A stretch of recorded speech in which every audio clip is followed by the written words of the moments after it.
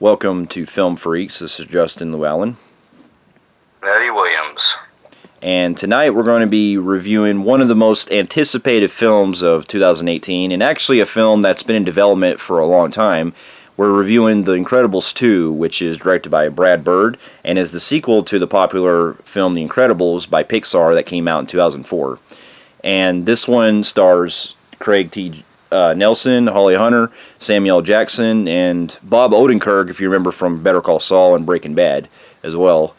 And this film basically picks up like literally right at the end of the first film, where we deal with the family from the first one, the Incredibles, who are a team of... Where they're fighting that dude that's on that drill. Yeah, where basically you have a family of superheroes voiced by Craig T. Nelson and Holly Hunter, where they're basically having to, protect the innocent and everything like that. And this film deals with them getting an opportunity to, well, at least the parents get an opportunity to to be superheroes and prove themselves from Bob Odenkirk's character, who gets them, who picks Elastigirl, the mother, to do a project for her. Basically, just to be the face of bringing the superheroes back into it being legal again. Because you guys don't remember in the first story,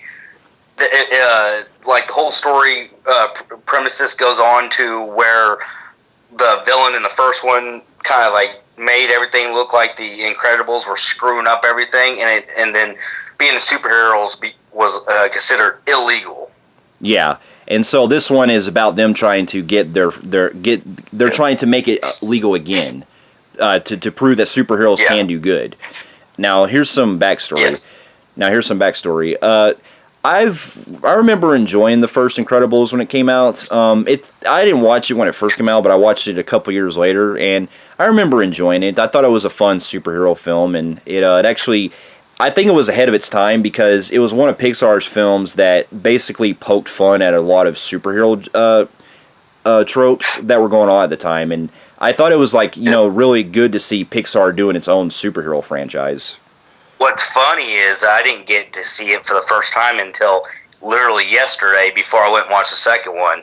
Usually I'm really good about Pixar films or any films in general, especially something that big, like Toy Story, for example. I've always seen those on day one when they first came out, and it was weird because Incredibles is considered kind of in their top 5 best movies they've ever done, from Pixar. And this is actually, yesterday was the first time I watched the movie. Wow. The first one. So, and I ended up loving it. It was incredible. No pun intended, but still, it was great. Yeah, it definitely was. I especially loved a lot what happened in the first one, where you got a lot of the dynamics between basically the father who wants to get back in the game again, and you had him coming across basically the villain in that one actually had a great motive behind everything, and it was just it was incredible. It was great that they also attacked on the whole how they had to work together as a family in the end. And I can honestly say, after seeing the second Incredibles, that going in this film with, I wasn't very high hopes with it, because I just expected it to be good. I came out really enjoying this movie a lot, actually. Yeah, I was actually, it's pretty risky that you wait 14 years to make a sequel and actually be good. Another film that did that was the Finding Dory, Finding Nemo sequel, and that one was still really good. But it seems like, Pixar does very well when they bring back films that didn't have a sequel about 15 years ago. Yeah, well, I mean, it seems like they're trying to do that new approach, where stuff like that, where they do that. Yeah, and I'm actually on board with that.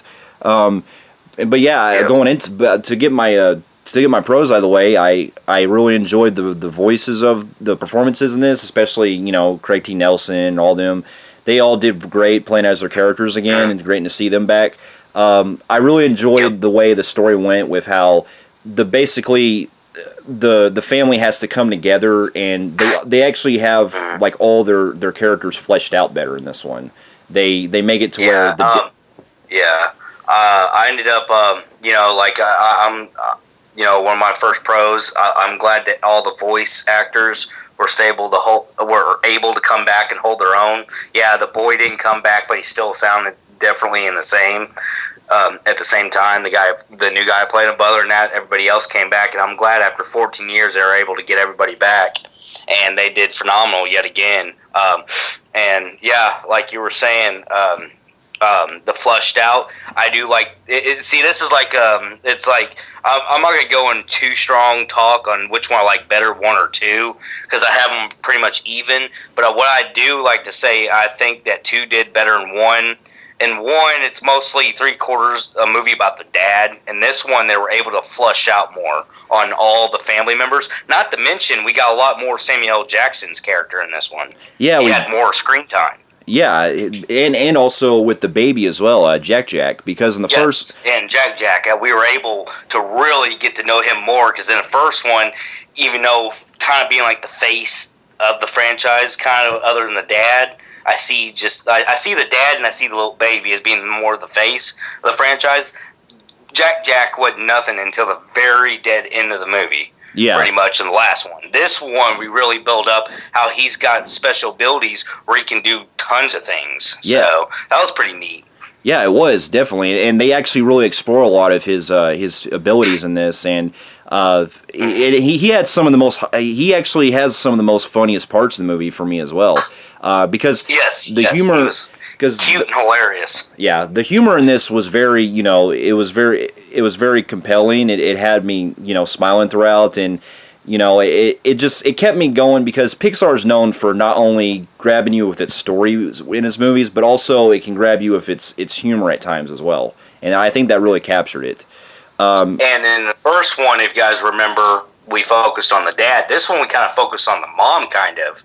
Yeah, going through her journey and stuff, and you saw in the trailers, the dad's pretty much being like the Mr. Mom. Yeah, basically. Dad, mom type. Yeah, and he's got to learn, to going back to how to take care of family and stuff. Yeah, which I really enjoyed, because it gave... I love the themes of family in this, and how he's trying to be not only a good dad to his kids, but also, do things that he hasn't... doing things that he wasn't there to do in before, because he was always a superhero. Yeah. And so... and another thing, another pro I like...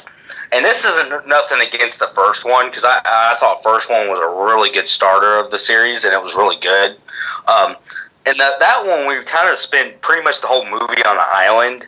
And this one, they take us to this really, really, really big city.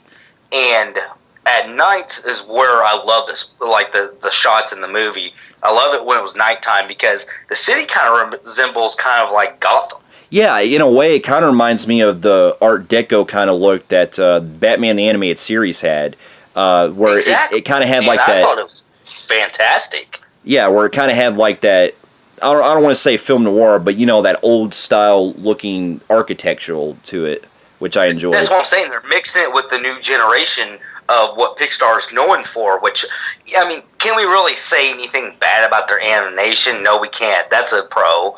I already expected it to be shot awesome, really great. The animation being so good, because it's Pixar. So getting that out of the way, it was actually a weird different where they were showing the city, like you were saying, that whole kind of like you would see in Batman animated. It's kind of mixing with Pixar, mixing with that. Yeah, and I really enjoyed that look. That I really enjoyed that.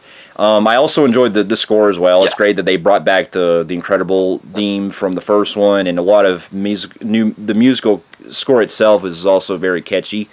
I also liked how visually it was good. Yeah, it was. Yeah. Now, if I had really any just a couple minor things, I'll say that the villain in this is not quite... we won't say who the villain is in this, but we're saying that the villain in this I felt was kind of underwhelming compared to the first one, because... Yeah. Yes, it was kind of predictable.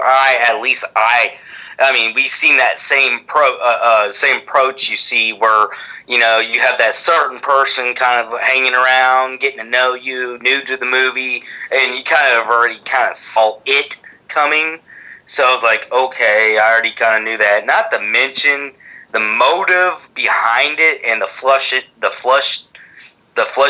of the villain in this one, I found to be underwhelming compared to the guy in the first one. Yeah, because I could at least get behind a lot of what happened in the first one with the villain, but with this one, it felt like it. I mean, I'll give it. I kind of liked where it was going at first because we won't spoil anything, but if you kind of basically took like an element from, say, Batman Forever, I'll leave it at that because if you've seen Batman Forever, you kind of know what I'm going with. That similar thing this villain does in the movie.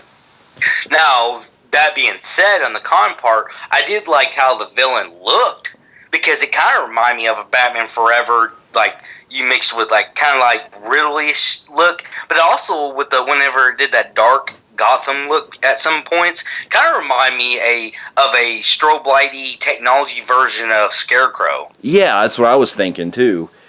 So I'll give it that, but I felt like the villain in this just wasn't like as like, you know, invested compared to the first one, and also it was, like you were saying too, it was predictable as well.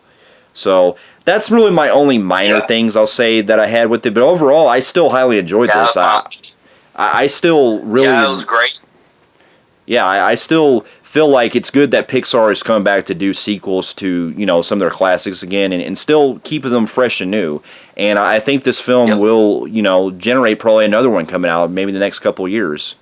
So, So with that being said, I'm going to go ahead and give The Incredibles 2 I'm going to give it probably a low phenomenal grade, but it's still very enjoyable. Yes, I'm going to agree with you on that. I'm going to give Incredibles 2 a low phenomenal grade on the Film Phreeks meter. Fair enough. And for those of you who have also seen The Incredibles 2, and also the first one as well, let us know in the comments below what you thought about them. And if you like what you see here, you can feel free to like and subscribe to our channel, and check out some more of our reviews at our website at filmphreeks.com and on our channel. And we'll be seeing you in our next review. We'll see you later. All right, later.